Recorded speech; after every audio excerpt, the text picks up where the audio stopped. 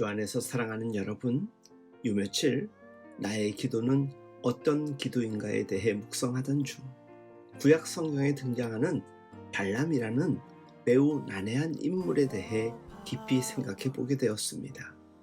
그는 메소포타미아에 살던 당대에 매우 이름을 떨친 선지자였던 것 같습니다.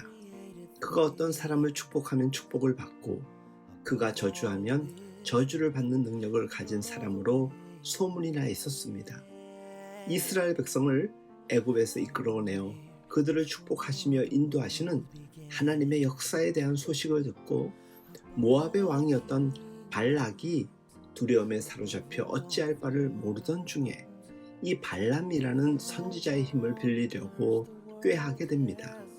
누구라도 현혹될 만한 엄청난 사례와 대가를 약속하면서 사절단을 파견하여 그를 청하게 되는데 발람은 이에 하나님의 뜻을 묻습니다. 그리고 그 하나님의 너무도 분명한 뜻을 듣고 확인하게 됩니다.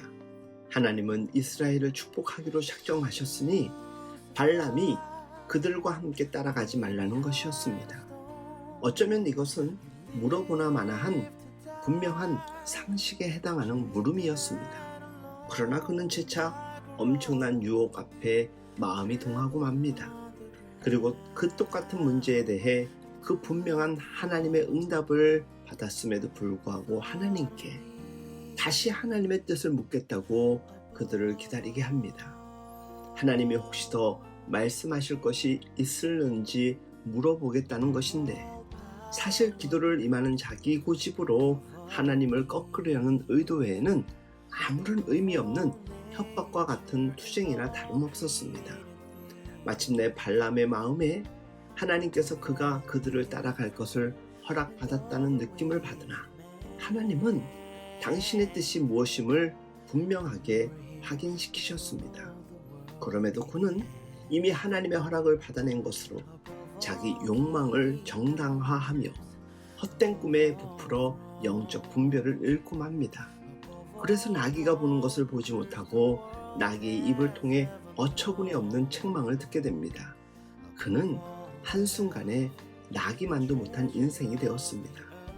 오늘 우리가 그토록 하나님의 뜻을 묻는다고 하는 기도는 과연 어떤 기도일까요? 우리의 삶이 매사가 기도의 제목일 수 있겠지만 어떤 경우, 어떤 상황, 어떤 결단은 기도 이전에 이미 하나님의 뜻과 기준이 명확한 것들이 있습니다. 또 우리들은 그것을 분명히 알고 있습니다. 그럼에도 우리는 얼마나 자주 전혀 기도할 이유조차 될 수 없는 문제에 대해서조차 나의 마음에 숨은 미련과 욕망을 버리지 못하여 다시 기도하며 하나님의 뜻을 바꾸려고 하고 있습니까? 이미 알고 있음에도 불구하고 혹시 더 말씀하실 것이 없는지 구하는 그 마음은 무엇 때문일까요? 나의 마음에 숨은 욕망에 대해 억지 정당성이라도 찾아내고 싶은 미련 때문 아닐까요? 이것이 바로 우리 속에 숨어있는 발람은 아니겠습니까? 주 안에서 사랑하는 여러분, 기도의 우선 전제는 하나님의 뜻을 구하고 찾는 것입니다. 그리고 내 생각을 그 하나님의 기준과 뜻에 맞춰 정리하고 결단하는 것입니다. 우리의 기도가 하나님 나라를 이뤄가는 하나님의 뜻과 기준에 합한 우리의 고집이 아닌 하나님의 고집스럽고 집요하신 뜻을 신뢰하고 사모하는 은혜의 부르짖음이 될 수 있길 예수님의 이름으로 축복하며 응원합니다.